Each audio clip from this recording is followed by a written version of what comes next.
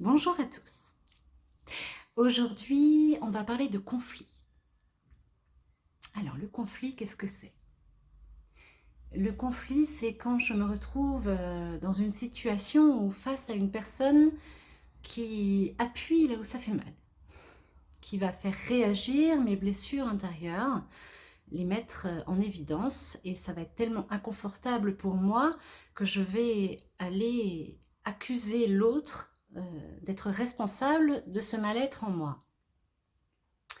Et puis l'autre, se sentant attaqué, va réagir de la même façon. C'est-à-dire que ses blessures à lui et ses peurs et ses croyances, son ego, va réagir et contre-attaquer. Alors qu'est-ce que je peux faire pour ne pas créer ou en tout cas ne pas alimenter le conflit quand il se présente à moi? La première chose à faire est de ne pas réagir lorsqu'on se sent attaqué. Riposter ne va faire qu'alimenter le conflit. Et si vous êtes capable de ne pas l'alimenter, ça va déjà pas mal désamorcer le conflit de lui-même.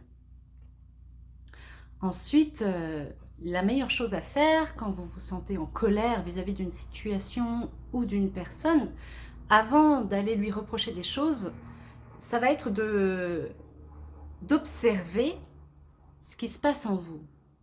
Quelle partie de vous est touchée? Quelle blessure est activée? Pourquoi? D'où ça part? Si vous êtes capable de faire ça, vous allez intérieurement complètement désamorcer ce conflit. Vous allez reprendre la responsabilité de ce que vous vivez et de comment vous y réagissez. Quand vous allez faire ça, vous allez vous éviter des conflits inutiles avec les autres. Les autres ne sont là que pour nous faire voir ces parts d'ombre à éclairer, ces zones à accueillir et à aimer de manière inconditionnelle. Quand vous aurez réussi à faire ce processus interne, le conflit n'existera plus. Et la situation qui vous faisait mal ou qui vous faisait réagir ne se représentera pas. Plus vous allez alimenter les conflits, plus vous allez faire grossir vos blessures intérieures et plus ce genre de situation va se représenter à vous. Parce que tant que vous n'aurez pas fait ce travail intérieur, il ne sera pas réglé. Et tant qu'il n'est pas réglé, il se représente. On croit souvent que les autres sont responsables de notre inconfort ou de notre malheur, ce qui est totalement faux. Nous avons la pleine responsabilité de notre bonheur. Et c'est vrai que les conflits sont souvent beaucoup plus confrontants au sein d'une famille, par exemple. Tout simplement parce que ce sont des gens qu'on aime et qu'on part du principe que quand on aime, il faut que tout soit merveilleux, ce qui est faux.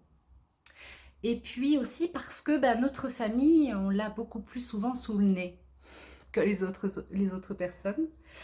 Et on a donc beaucoup plus souvent l'occasion d'être mis face à ses blessures, ses croyances et ses peurs. Donc, il va falloir accepter que vos proches sont les plus à même de vous aider à faire cette traversée, à transmuter ces choses intérieures qui vous font mal, à les accueillir de manière inconditionnelle.